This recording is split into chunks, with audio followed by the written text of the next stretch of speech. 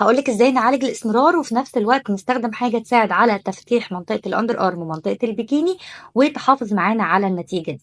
منطقة الunder arm ومنطقة البيكيني ليهم عناية شخصية مختلفة عن باقي الجسم، لأن الpH بتاعهم مختلف عن الpH بتاع الجسم، لأنهم في النهاية مناطق هرمونية بيحصل فيها تغيرات فسيولوجية، فبيبقى ليها طريقة عناية معينة. أول حاجة تستخدمي غسول خاص بالمناطق دي علشان خاطر ينضف ويقتل البكتيريا، يمنع الالتهابات اللي بتسبب لنا بعد كده اسمرار.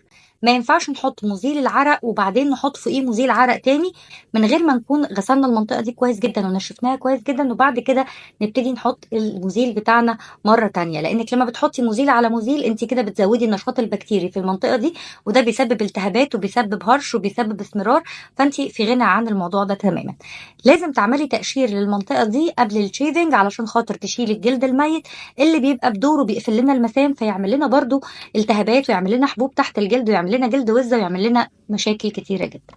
يفضل طبعا ما نستخدمش الاسبريهات في المنطقة دي خالص، او نستخدم مرطبات عطرية لان ده هيسبب اسمرار وهيغير الpH بتاع البشرة فيعمل لك التهابات او يعمل لك اسمرار. فدي من اهم الحاجات اللي لازم تمشي عليها علشان خاطر تتجنبي المشكلة دي، وهتساعد معاكي على التفتيح جدا جدا، وهتفضلي محافظة على النتيجة اللي وصلت لها على طول.